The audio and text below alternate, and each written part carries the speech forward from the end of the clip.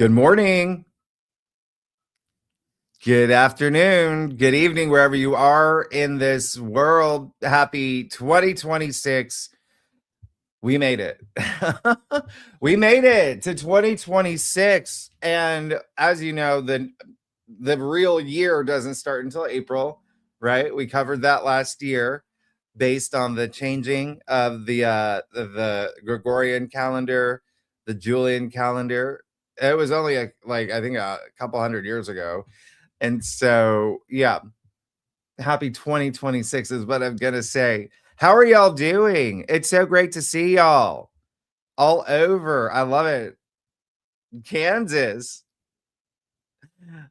Lawrence, Kansas. I think I mentioned Kansas in your current forecasts, right?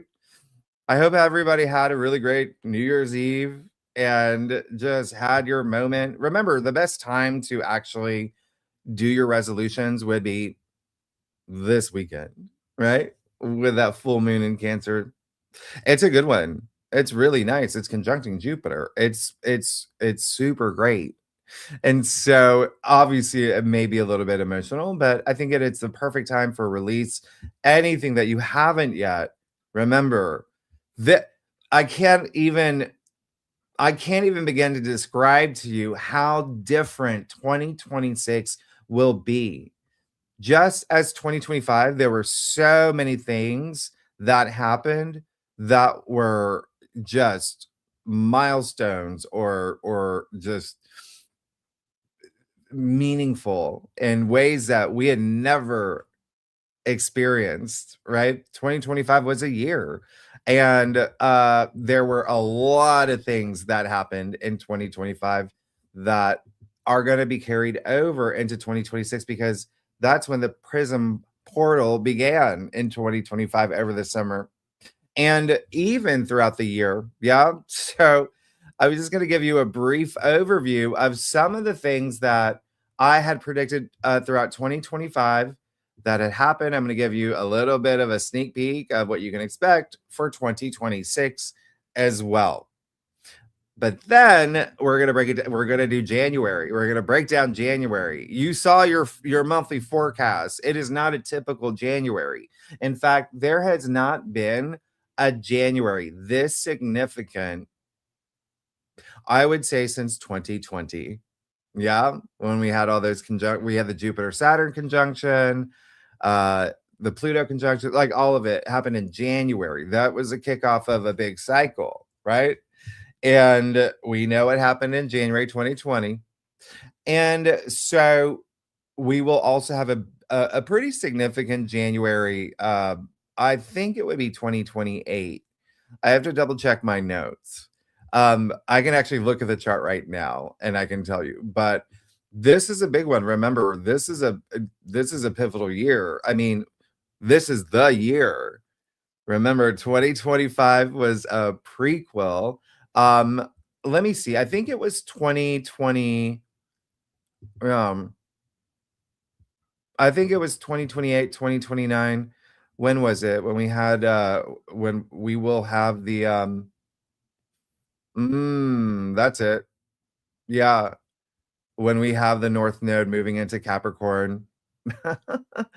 But even still, so I would even say 2028 is a significant January, but this is like big what's happening this month. You're going to see a lot of things being propelled forward, but oh my goodness, just 2025, just breaking it down. And you know, I did a little bit of a slideshow. I didn't want to go overboard here. Happy New Year, everybody. Happy 2026. It's so great to see you. So I was just going to share my screen and just very briefly go over it, okay? Because we're going to do more of this in Great Awakener. And yes, Nick Dagan Best is back.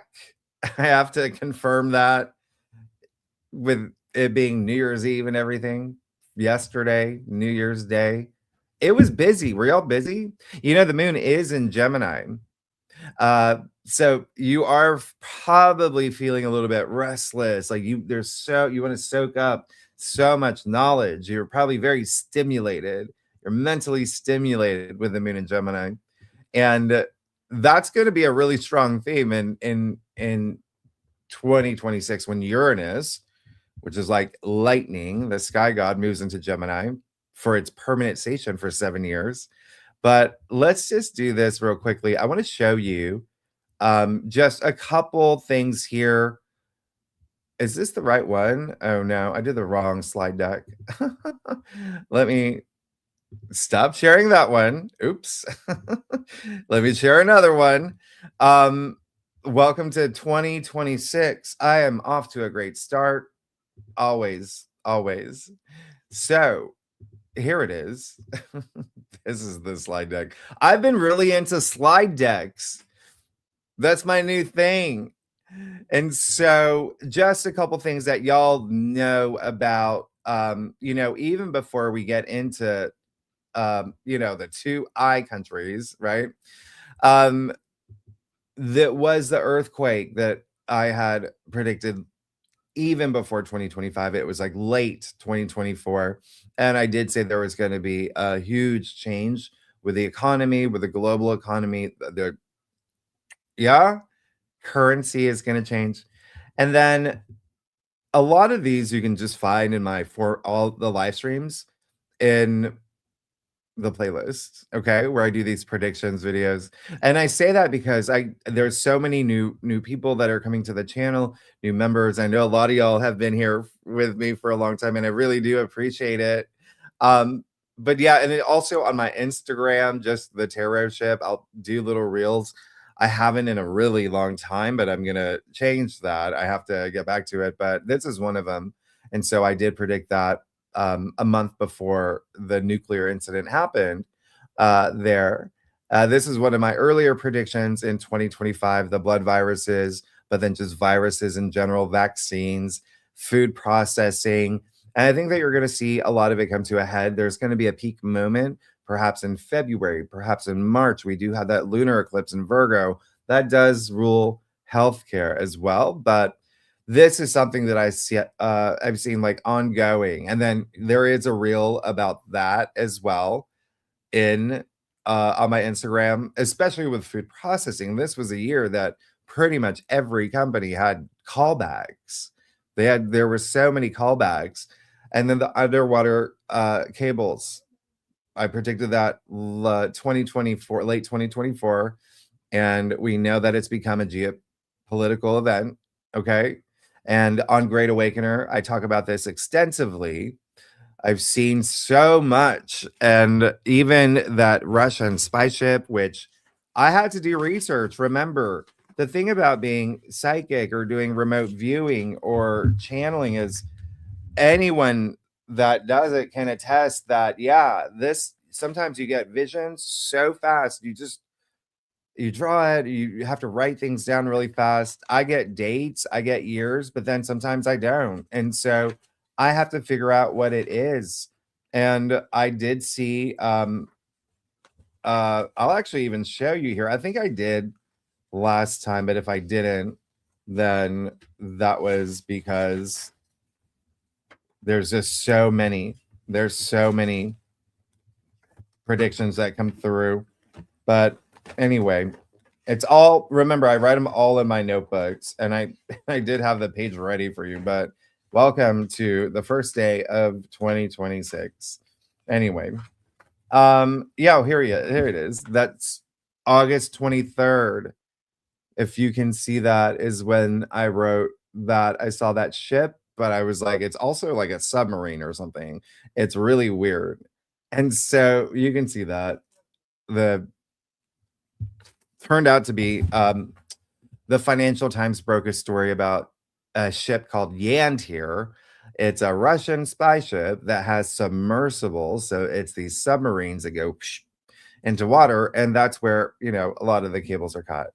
And so, again, if you're a Great Awakener, there's more to that story. All right. And so, one of the very first predictions I made this year was for some reason, he kept coming up in my visions. And the first thing was that I'll even show you here.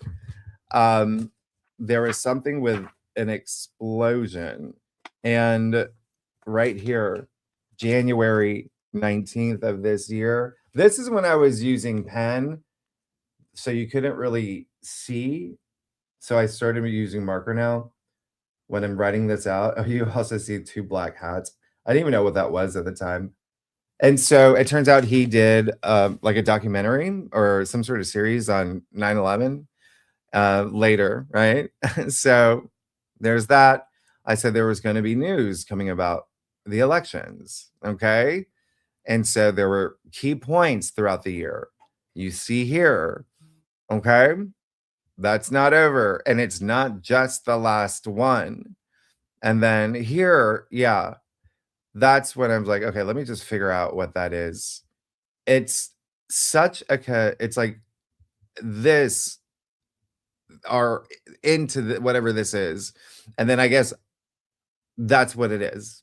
I mean, I wrote it down. And again, I'm just like, okay. Because remember, I don't always have the time to like go back and research things and look things up, even the years and dates that I get. But here we go. I said that, currency is going to change. And then everything that's been happening with this, and then this plays a big part with gold and silver rising off the charts, historic records. It has everything to do with that, with countries buying up trillions of physical gold, losing all their faith in fiat currency, especially the US dollar. And quite frankly, that's something that some people want in this country, right? But then, the Federal Reserve does not like that. So there's got to be, and I did say that the government shutdown, I said this in the last live stream, the government shutdown, it's not over. There's so much happening behind the scenes, and it was just a stopgap. And so they're still, going at it with budget, and their deadline would be around the time of the Mars Pluto conjunction in January. Okay. And so, yes, that does imply that we could have another government shutdown. I've talked about the solar flares. Oh, yeah, but also there's so much. There's so much. Okay, so we're gonna shut this off because it's like they're all in the live streams. And so the reason I bring this up is because a lot of these storylines are not over. They've just begun. They're going to keep going until 2026. And 2026 is a bonkers year. And there's two ways to see it. One way is just the predictions that I've made and the things that I've seen and everything that's in my notebooks, right? And so from more of a spiritual lens or a clairvoyant lens, yes, we can see it that way. The other way is astrologically. Astrology isn't predictions, it's forecasting. And that's why they're called forecasts. That's why they're not called astrology predictions. Forecasting is like a weatherman. Yeah. And so no astrologer can actually say they're doing predictions because all they're doing is looking at historical patterns unless they are a psychic, right? So fortunately I do both, so I can actually align some of the things that I see with certain dates. And there are or transits or aspects, and there's been a lot. There's been a lot. So I think that I said the earthquake that happened July 29th, the 8.8 earthquake, I kept being brought underwater so many times when I was channeling, when I was in my trances, writing everything down in my notebooks. And so there's so much information being released publicly about what's happening under our sea. And so that's one of my big predictions is that a lot of, let's say, should there be any conflict arise, a lot of it will be water-based, underwater-based. There's going to be some, I think that I also mentioned, there are some, military weapons that are they go through their trial period, they get tested underwater, not above the ground. So there will be a lot of news around that, but also at the same time, remember I said a lot of these things are not public facing. Remember, there are institutions, they don't tell you or us everything. And a good portion of what they say is to just appease everybody. And so that's something that I've learned a lot in the past few years with the things that I have seen. And well, I mean, you see it too. You see a lot playing out as well. If you are really connected with your intuition, you can tell whether something is true or false. You can see, why, certain files that are promised are redacted. You can see why certain numbers for job reports and unemployment are wrong when the evidence is produced a month later. So you should be catching on, and hopefully you are. And the reason why I don't really like to, talk about politics, but 2026 has everything to do with it. Everything's going to just change. And that is why it's such a big year, why we do call it the Great Reset, the Great Awakening, the Great Shift, the Great Collapse, the Age of Ascension. It's certain structures that have been held together for a long time. And now they're just kind of, you know, they're on the brink of change. We'll keep it light. It's YouTube. And I also talked about that. One of the reasons I started Great Awakener was just so I could speak a lot more freely about some of the things, topics, the conversations that we talk about here that I couldn't, because I knew what was going to happen and I couldn't tell anybody. And that's the other thing. There's still a lot of things in my books that I have to wait. I have to wait until a certain point where it's okay.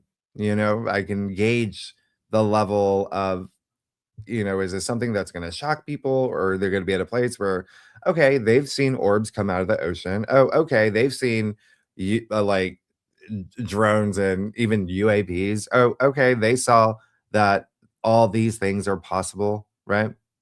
So it's me also like trusting my guides and my intuition, but that's the thing about 2026. You're going to see a lot revealed. Pluto is part of the prism portal, and Pluto digs deep, unearths. He wants the truth and nothing but the truth. And so do a lot of the other planets, right? And so and you have to also look at the historical patterns. That's a big thing. When you look at, speaking of, the difference between me being able to see things and astrology, you have to look at some of the historical patterns that have happened astrologically, and those patterns speak volumes, because there are some significant ones in 2026 that has not happened in a long time, some in 30 years, some in 60 years, some in 250 years, some never, right? So 2026 is going to be bonkers, but it's also going to be the beginning. Remember, we're in the beginning of this huge, huge transformation into the Age of Ascension. And so sometimes, like the phoenix rising from the ashes, sometimes things have to fall apart for things to grow in a new way. And I think that's something everybody can look forward to, because one thing that I have said is that there is something just fundamentally wrong with how things are run. And it shouldn't always be people taking sides. We're humanity. I've talked about this. We're like a colony of ants. We thrive together. We grow together. We survive together. Everyone plays a part. And that is going to be also very significant for 2026, this expansion of consciousness, and I've been saying, there's that phrase, like it's the veil is thinning. It's going to be gone next year. It's going to be gone. Everything will be on the table.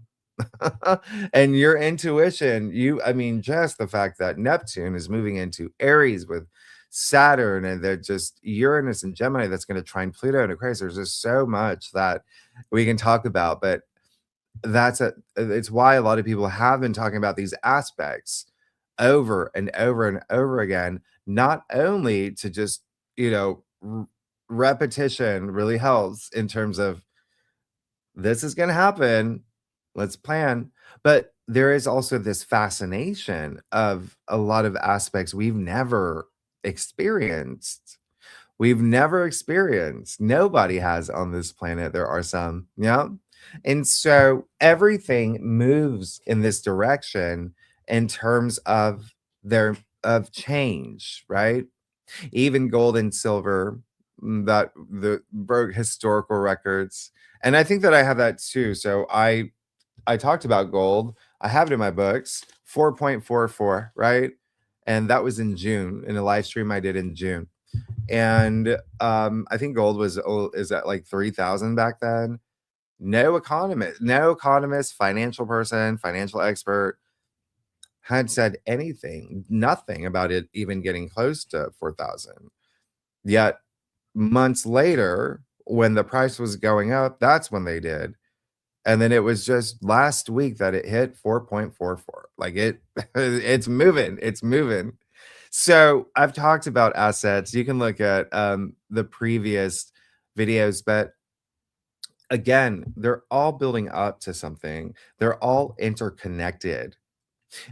Everything is connected. It is one of those, like, when I look at my notebook, sometimes my head spins because I connect dots, a lot of dots, and it's really surprising to me too. Just everything connected. And again, 2026, when you start seeing the cracks, which you've already been seeing, and those cracks are going to widen, that is what a lot of these aspects are meant to do. Okay. So I don't want you to have any low energy frequency about this. I want you to trust your intuition. I want you to continue vibrate at those high frequencies of love and compassion and gratitude, because this is the only way to move in the direction that you want, that everybody wants. Remember, there are things that are just so fundamentally wrong. When you see the Federal Reserve continue to print money and whatnot, doesn't do anything. Inflation keeps going like that. But then what is it? The minimum wage is just like that. So no one can afford anything. Like what? So there is something to be said with a small percentage of people on this planet, 3%, that have the most power and wealth over the 97%. That has got to change. That has to change. And when you have that power, when you're in that small percentage, you will do everything to keep it. You will do everything. And you're going to see some moves in 2026 where people, I call them the pickles. Where the pickles, yeah, they'll do anything to keep that power. But if you want to think of it astrologically, they won't. All right. Pluto and Aquarius is power, right? To the people. Remember, Aquarius rules humanity. And so there are going to be, and if you want to think of it in terms of even metaphysical, three-eye atlas, the reason why that's been such a buzzword since July when it was first detected is because it is unique. It's not like a comet.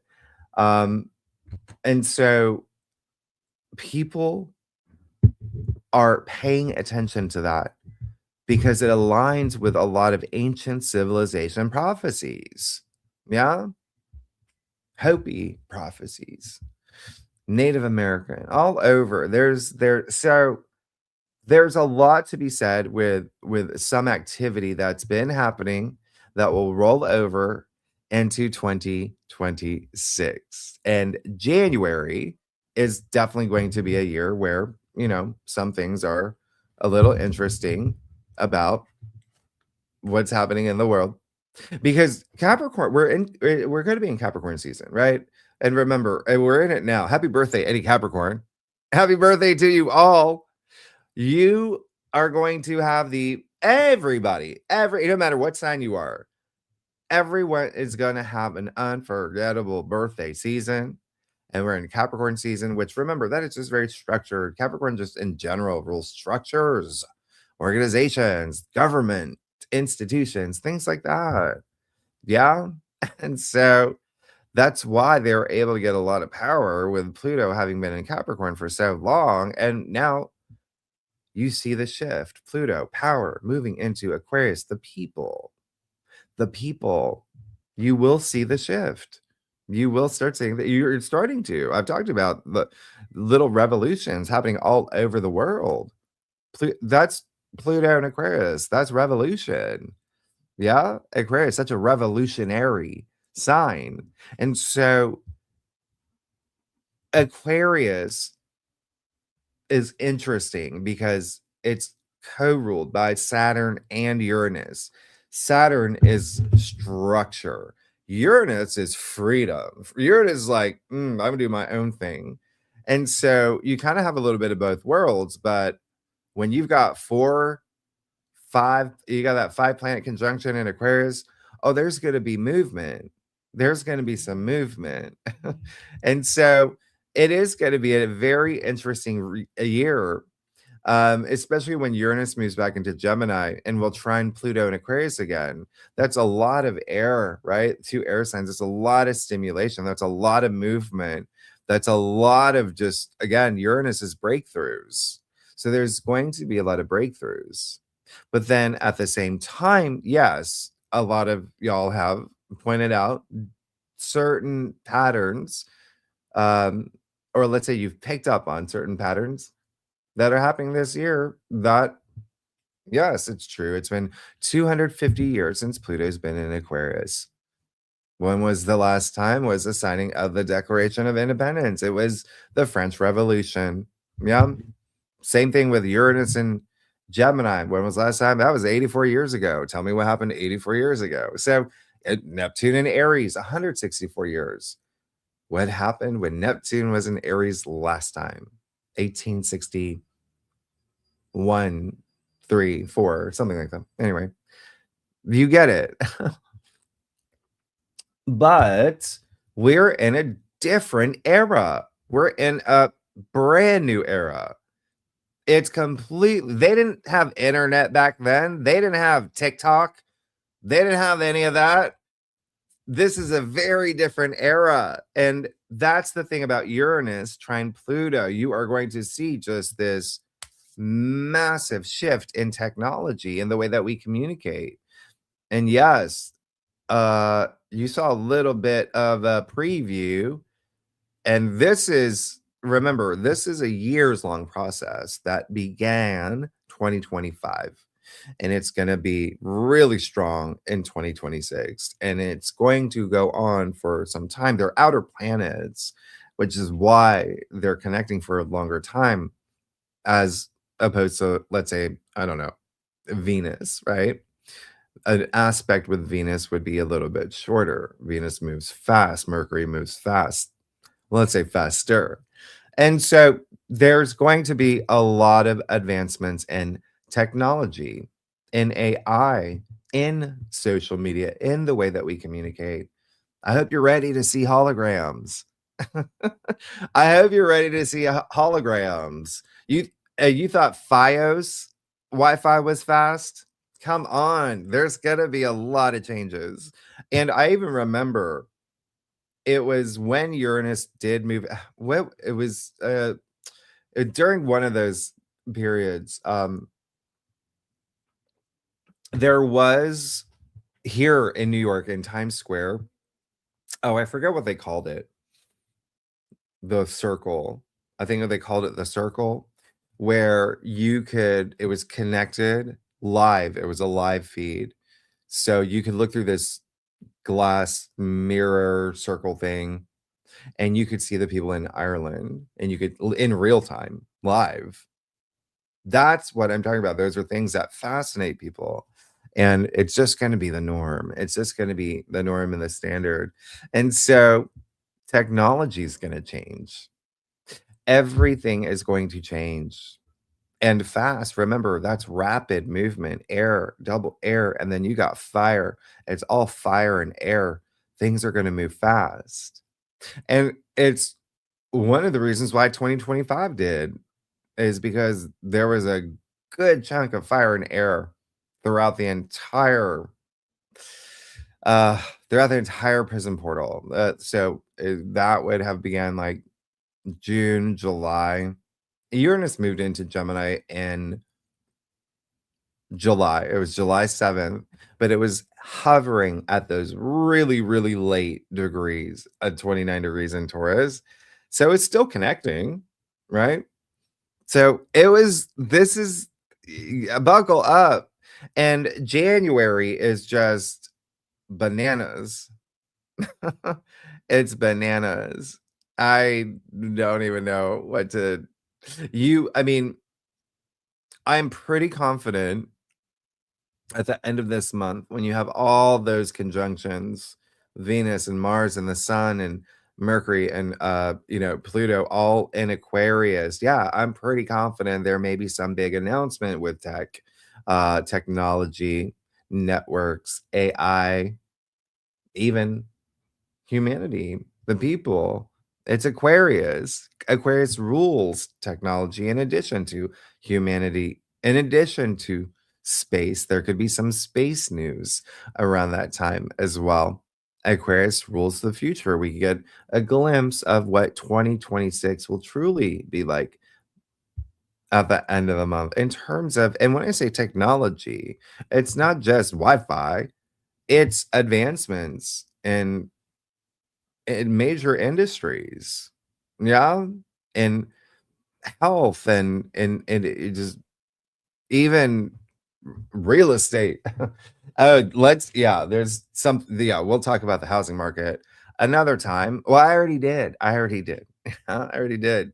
And so there is just going to be a lot of changes. And but yeah, I hope that everyone is just really excited. Oh my gosh, thank you so much for the super stickers. Mom to Eleni, I really appreciate it. One of them mine rocks. You rock. You're amazing. Y'all happy new year to everyone and happy welcome to Nick, who has arrived on the scene. And so speaking of January 2026 in terms of the world events and world news and just what you can expect in general for January, which is again pretty bonkers. Remember, he was fascinated with that triple Kazemi. He's going to tell us a little bit more about that. But Nick, so great to see you. Hey, Jimmy, thanks for having me back. Great. Happy New Year. Happy New Year to you too. Happy 2026. How was your New Year's Eve? Oh, it was great. It was great. I watched movies with my daughter. Actually had some, family time. It was great. Amazing. Yep. Those are the best New Year's Eves when you chill. And it was the perfect. Yeah. And well, her aunt's birthday is January 1st. So it's always also, a happy birthday moment as well. So we did that. And yeah. Oh, that's great. That's a double celebration. I love it. Yeah. Amazing. Well, a lot of Capricorns in the family. Oh, in fact, wow. she and I are the only ones who aren't. So there you go. Yeah, that's right. Fire and earth, huh? Yeah. Yeah. And how was your New Year's Eve? I'm sure you've told your listeners about it, but it was great. There was nothing memorable about it.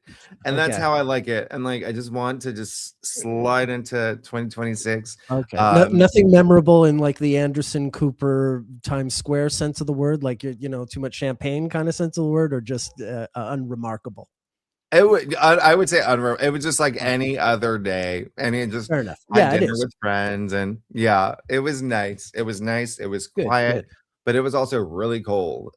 So that's why we're just like, oh, we're gonna just and we're getting older. We're just like, nah, this is gonna, Yeah, yeah, sure.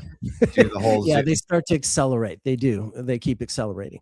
Mhm. Yeah, well, January is indeed a really interesting month astrologically. You said I was really focused on the triple Kazemi that we have this month of Sun, Venus, and Mars. I mean, it certainly is. I mean, it's a rare, well, it's not rare for Sun Venus conjunctions to happen or for Sun Mars conjunctions to happen, but it's only every 32 years that this particular conjunction, triple conjunction, happens in Capricorn. There are maybe, I think there's one that happens in Aries that we had. Well, we'll still have to wait like another decade or something, but even those will only happen on 32-year intervals. So they don't happen all the time, but that's what's coming up now is this triple conjunction of these planets. So there's a lot of sort of coming together opposite this very bright Jupiter. That's the other feature to this. Any month of the year when Jupiter is opposite is the sun is going to be the month when Jupiter is at its very brightest.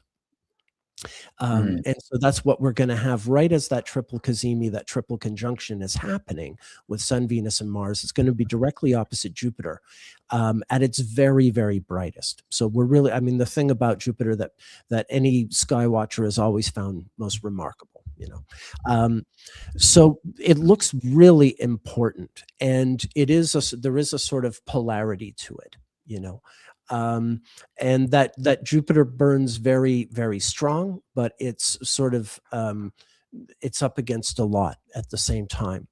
So in friendly circumstances, I think it's a really good repartee. I have been encouraging people to be more social, well, depending on their chart, but a lot of people.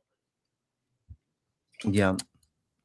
Over the course of this month, because in harmonious settings, that opposition can be really dynamic, extra fun, extra interesting, extra bonding. In hostile circumstances, then it's a meeting of somewhat equals.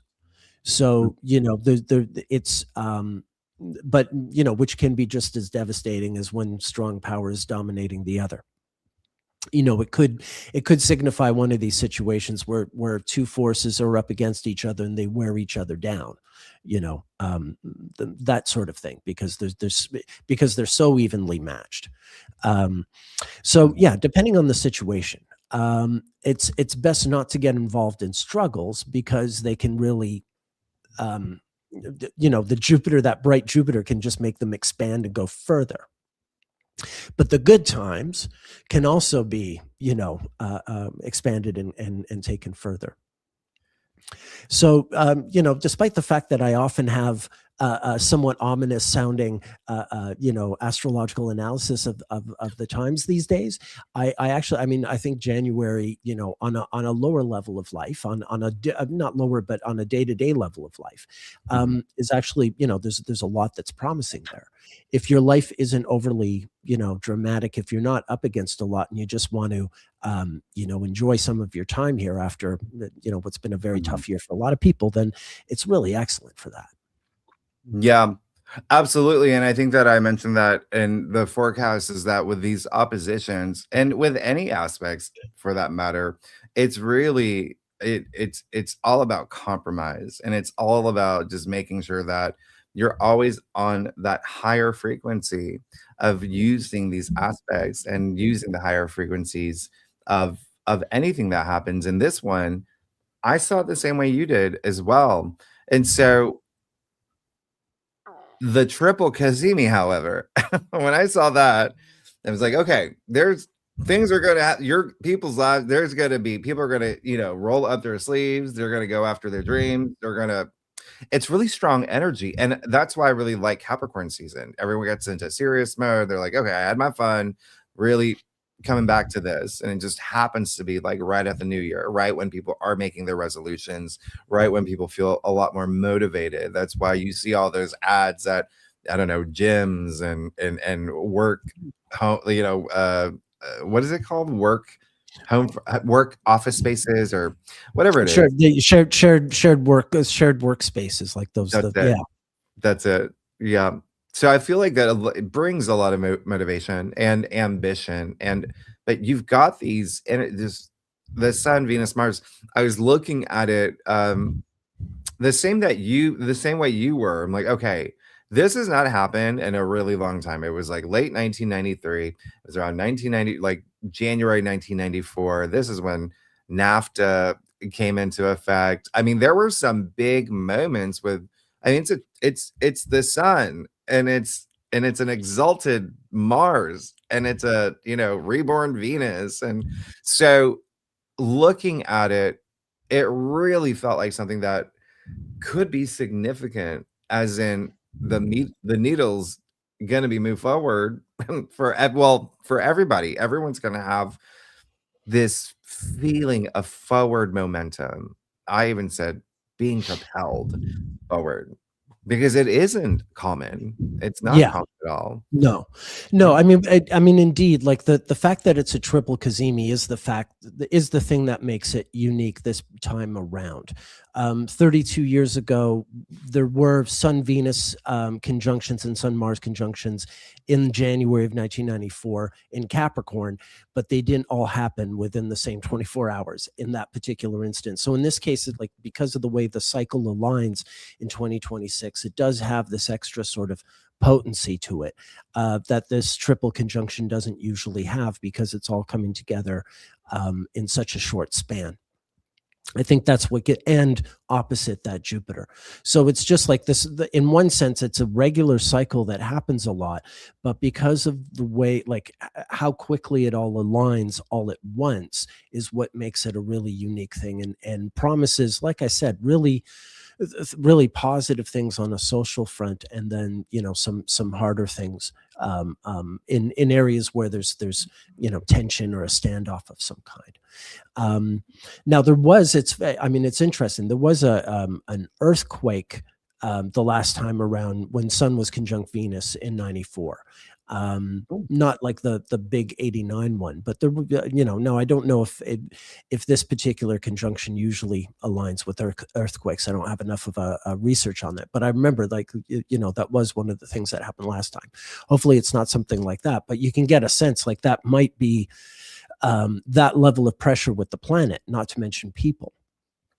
The fact that so much is together all that way. So yeah, all the same, if you're not in an earthquake zone, live it up, enjoy life, be with the people that you want to be having a good time with, or take a chance. Like if you're someone who doesn't usually drum up the courage to accept the party invite, or go hang out with the neighbor who offers you a drink or whatever. Take a chance, do something, step out of that comfort zone and connect. I love that. And that's exactly what I was saying in my forecast too. Like, just go do something. You don't get this often. You do not get this. We're lucky to have it. Go do something. You're going to see things transpire, but it's also going to be very inspiring for you, right? To go out there and step out of your comfort zone and go initiate taking inspired action. What do you think about what are your thoughts on the new moon in Capricorn? There's a lot leading up to it. Yeah, well, I mean, that's the thing, because we're getting towards this point where just all these planets flow through that new moon, one after the other. It comes with just so much energy and so much, so much to tackle all at once.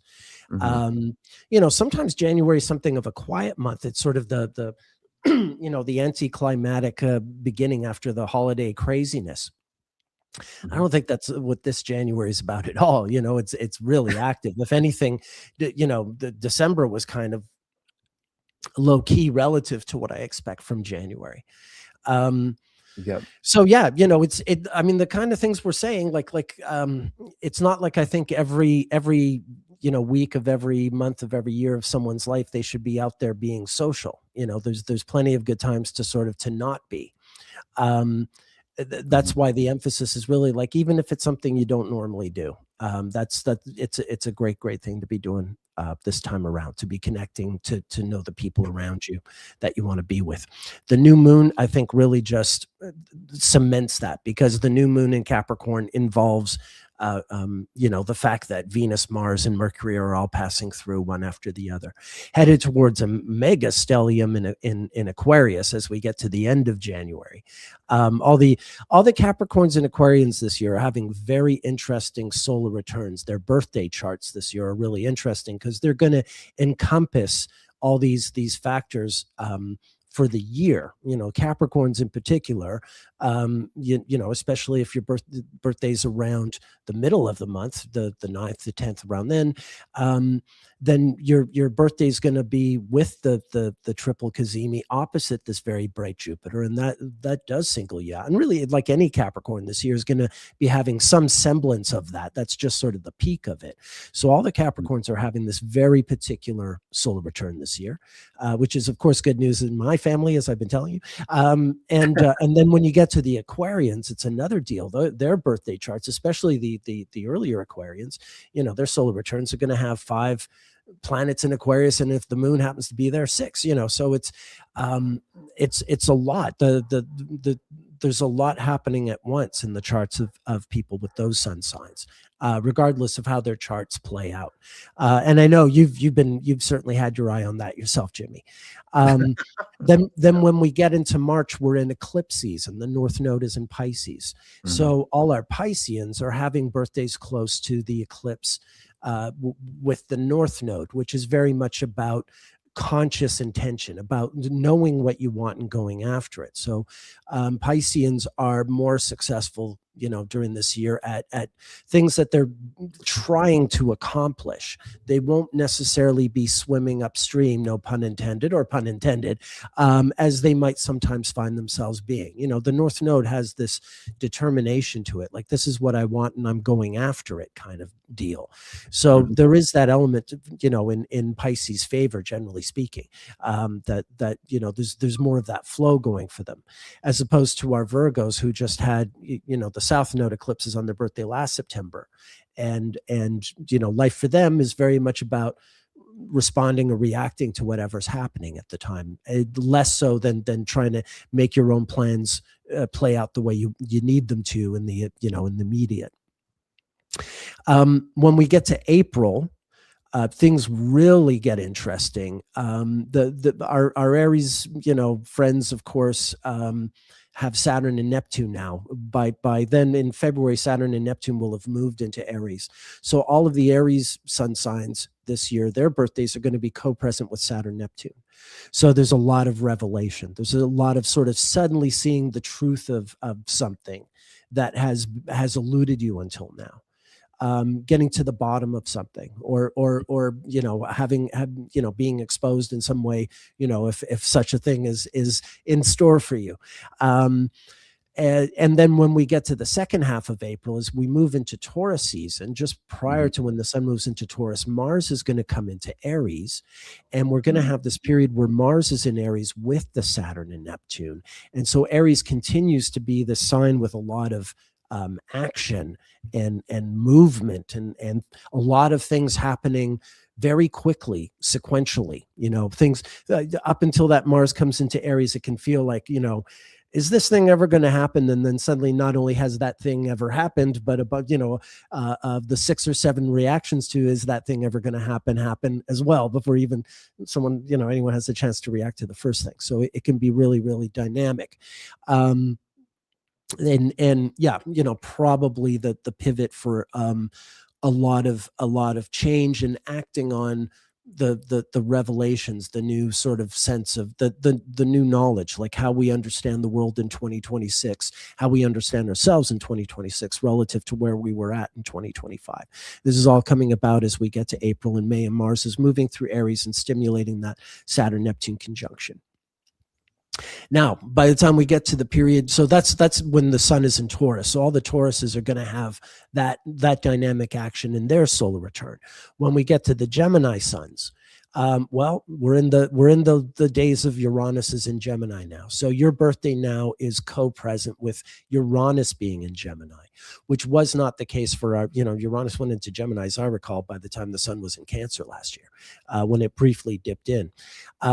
So this is a new crop of Geminis, Jimmy. Geminis with your Gemini suns with Uranus in Gemini. You know, your Paul McCartney's, my parents, and you know, the current president of the United States, all Geminis with Uranus in Gemini. A bunch of other people, some good people, some terrible people, all the same. You know, it's a very, very unique signature. Certainly people with their own brilliance, you know, a very sort of distinct brilliance. Yeah, you know, and with these birthdays happening, there's a lot of pivots. There's a lot of life bringing something out of our Geminis that they didn't know was in them. You know, I can tell you about two Geminis. The last time Uranus was in Gemini, there were these two men, young men, who had the sun in Gemini, and they both came from really wealthy Northeastern families. They were both kind of bookworms. They were somewhat into sports, but they were not alpha males. They had no aspiration for the military. They were, you know, they didn't see themselves in sort of heroic terms. They were kind of frail in that way. But the war broke out, and so they enlisted. One guy joined the Navy, the other guy joined the Air Force, and they both did these incredibly brave things, and they were wildly decorated, saved lives of crew members, or you know, ran different missions, difficult missions with their planes getting shot out of the, you know, out of the sky into the ocean, getting rescued out of the ocean. Really amazing stuff. And the Navy guy's name was John F. Kennedy, and the Air Force guy's name was George W. Bush. And they were both Gemini suns. And when Uranus was conjunct their sun, when they were starting, even just starting to have Uranus in their birthday charts as that war was starting, now I'm not, you know, what happened was something happened to them that they didn't know that was inside of them. They never thought of themselves in those terms until life threw them a curveball, and they found themselves in these positions where they had to do these incredible things, and it absolutely changed who they were. And I don't think either of them ever would have had a career in politics had they not done these things. You know, John F. Kennedy never would have been a political candidate if he was just some rich guy's son. It was because he was a decorated war hero that people took him seriously as a politician.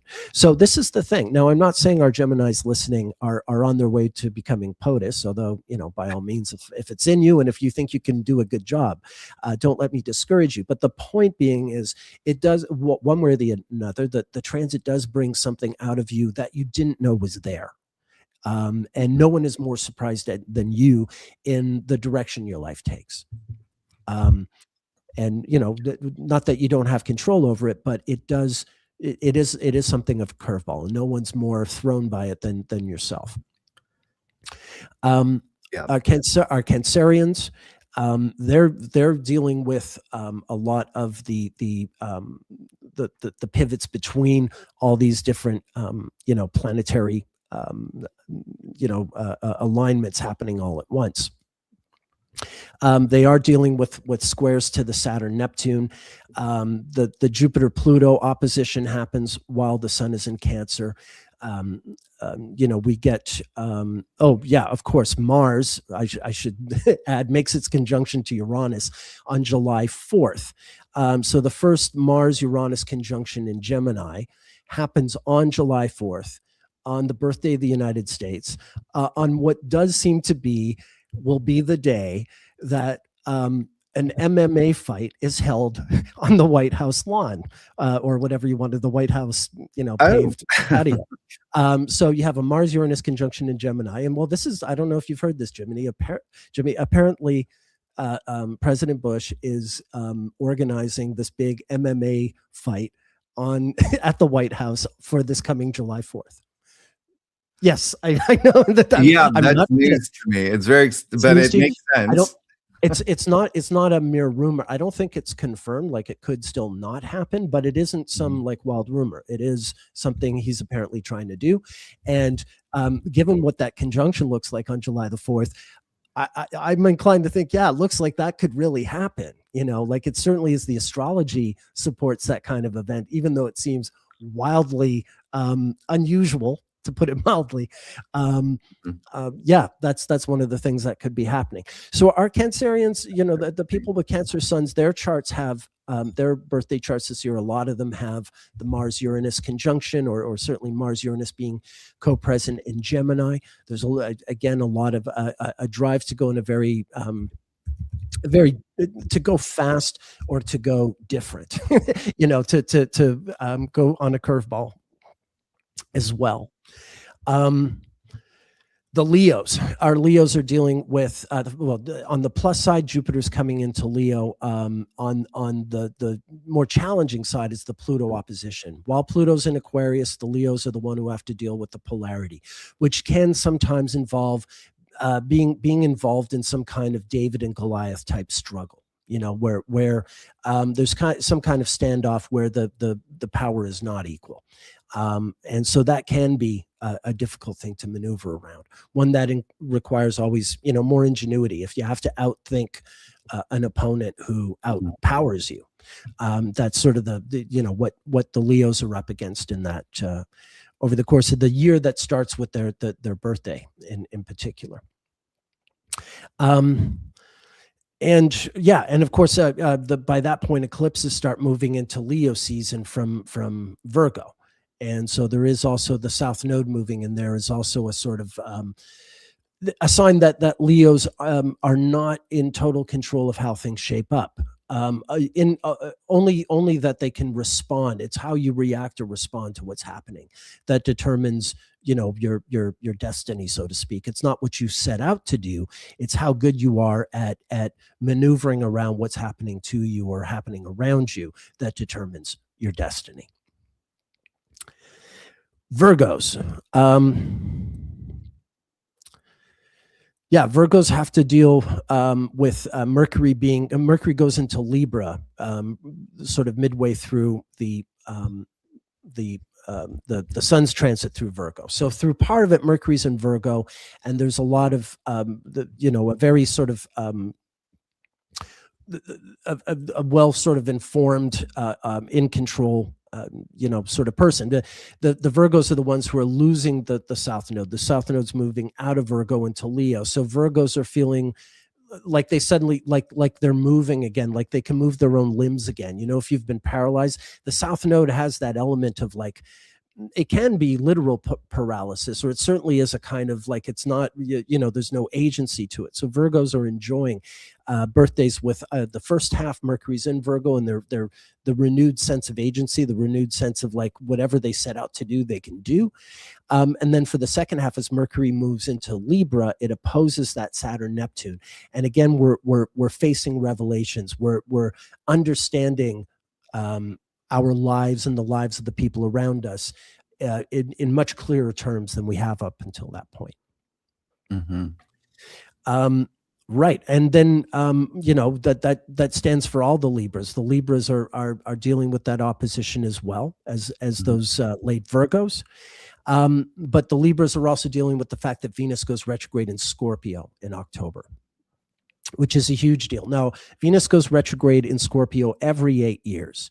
October to November. It did it in 2018, in 2010, 2002, 1994, 1986, 1978, 1970, 1962. I could go on and on.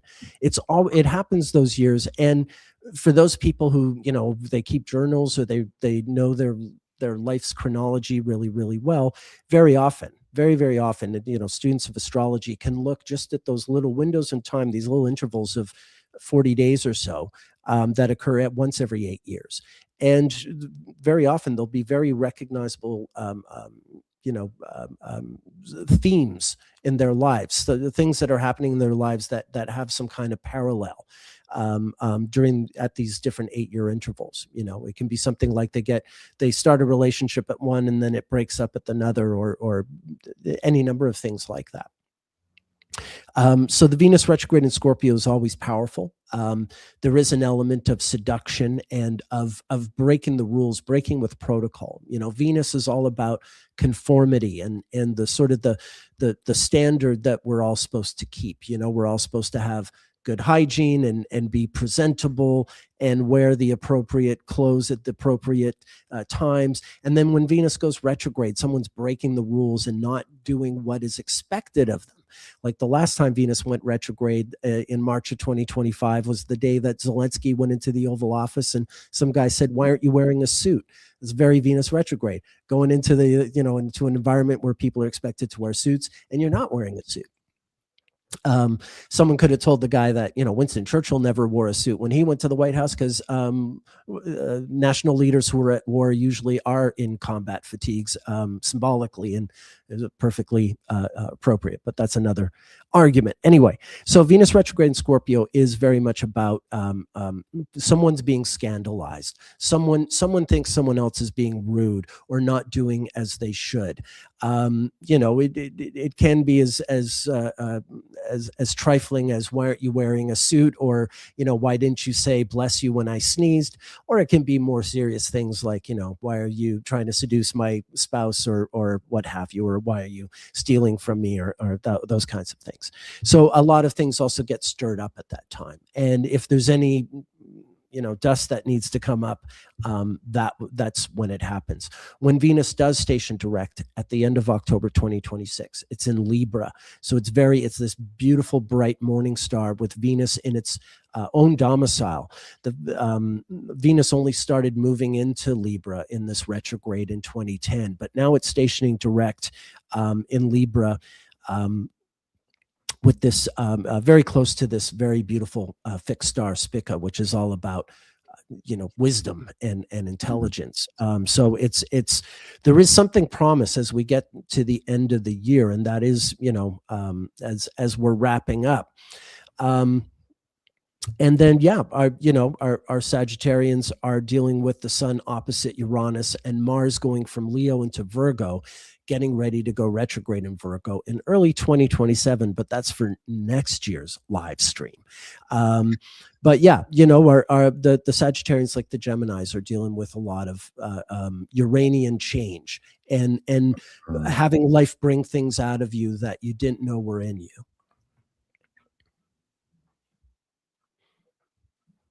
It's true. Okay, I know I just went through the whole year. I didn't stop. Thank you for not interrupting me, Jimmy. I didn't mean to go on a tirade, but in some ways it made sense to, like, if I was going to summarize anything, to just bring that all out there. So as we, you know, think about what January brings, we understand where it's all going. The Sun Venus that's happening right now is at a sort of tail end to that eventual Venus retrograde we get in October. And then the stelliums that are happening in Capricorn and Aquarius now. Yeah, those planets wind up spreading out and interacting in different ways over the course of the different months of the year. That was amazing. I'm just like sitting here. I'm like, okay, I'm just gonna go out. I'm gonna go grab a hot dog. I didn't know where to stop. I didn't know where to stop. No, that was fast. I didn't know you were gonna do that. That's so amazing. I didn't know I was gonna do that. It reminds me of a famous story, the jazz musicians Miles Davis and John Coltrane. John Coltrane played in Miles Davis's band, and he used to play very long solos. And Miles Davis would come up to him later and he said, why are your solos so long? And Coltrane would say, I don't know when to stop. And Miles would say, try taking the horn out of your mouth. So I think maybe that's what I should have done. I didn't know when to take the horn out of my mouth. So to speak. No, when you're on a roll, you're on a roll. Yeah, I mean, yeah, John Coltrane. Yeah. No, I appreciate it. I'm sure everybody appreciates having like that little glimpse of what they can expect for their birthday season this year. And you did bring out all those highlights, and it really is going to be something. And it was also nice to hear that from you, knowing that there's so many big aspects that are happening, but even just the ones that not a lot of people are talking about, right? Everyone's harping on like the big, the big aspects, and that's it. So this was just, it was brilliant. It's so you. People can book readings with you too, right? Like everybody. That's right. Yeah. That's yeah. Right. Yeah. Yeah, absolutely. And I've decided I am going to extend my 2026 discount up until the end of January 7th. I think I still have to change it on my website, but as soon as the live stream is over, I will make that adjustment on my site. So yeah, Nick Dagan Best, astrologer.com. And if you use the promo code 2026, 25% discount for another 7 days, because it is a new year. And yeah, those birthdays are coming up, and you might want the advice. Yeah, and as I always say, it's the perfect time right at the new year, around the new year. This is gonna be and keyword like brand like new. Like it's every new year has been just like it's just another year. No, this is a brand new year. That Mm. no, there's so many things that before you came on board. It's so funny that a lot of the things that you said, how this is a very usually Januaries are a little bit quieter. And I did tell them like, hey, this is kind of a significant January. I mean, the last one was obviously 2020 when we had I can't even remember. I mean, like we had Saturn in Capricorn. We, with the Saturn Pluto conjunction, we had so much. We had the South Node in Capricorn. Jupiter was there. There was so much in that 2020, but even Jupiter, Saturn together just in 2020, there's just so much that spills over. And Yeah. Yeah. yeah. If you want to say something about Yeah, no, that. I'm glad you mentioned that Jupiter Saturn conjunction in Aquarius at the end of 2020. This Aquarius season is so, wild. We did that huge stellium happening in that sign. I think it really does, excuse me, it really does connect directly to where all of us were in our lives at the end of 2020. There is some reference to that. I've spoken to enough people, giving readings to know that 2020 was pivotal in everyone's life. Everyone's life took some interesting direction. I mean, sometimes it was tragic and sometimes it was amazing and wonderful. And it was a total lottery. I mean, there was no sort of, rhyme or reason to it. But one way or the other, I mean, it's astonishing how we all changed in our own way. How that event just, knocked us all off the course that we were on, for better or worse. And there is something about what's going on in Aquarius in late January and February that has some resonance with where we were at that time. Absolutely. Absolutely. I mean, you obviously know you called it out. My birthday is January 28th. I am going to feel those conjunctions. I love that.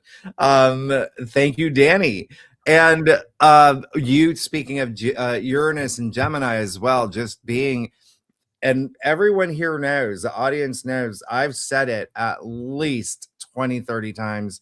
The fact that I do have Uranus, I'm a 0-degree Gemini rising. So I had Uranus on my ascendant for those months that it was on it, and they saw what I went through. So, yes, it does bring change, but you can also just zoom out and see what was happening in the US, across the world. We got a glimpse. We got a glimpse, and it is, I mean, Uranus is change. And so there's obviously it's the only constant in this world, and it's going into his permanent station into Gemini, which is just for 7 years. That's a whole. So I feel like you've probably done a whole like a whole a video on that alone. I mean, there's so much to say with Uranus and Gemini. Yeah. Yeah, no, there really is. There really is. But the fact that Mars is going into Gemini this year, and for the first time since Uranus had been moving into Gemini, that's going to be really interesting to watch, because that typically really stirs the pot. A lot can really, very, very dynamic times, to put it mildly. Absolutely. Yeah. And I'm sorry, we have to hop on over to Great Awakener now at so Yeah. that's gonna be at 1:15. I know a lot of y'all are on Great Awakener as well. So greatawakener.com. Nick and I are gonna continue this conversation. Nick, thank Yes. you so much Thank you so much, Jimmy. being here. And y'all, thank you so much. Happy New Year to everybody. I hope everybody has an amazing start. It's 1/1, right? 2026, the year of one. Go put things in motion, make new plans. There's new beginnings all over, all across this world in your lives. You can all make it happen. And oh my gosh, Chris, thank you so much for the super sticker. I am so glad to read your message. That's so sweet.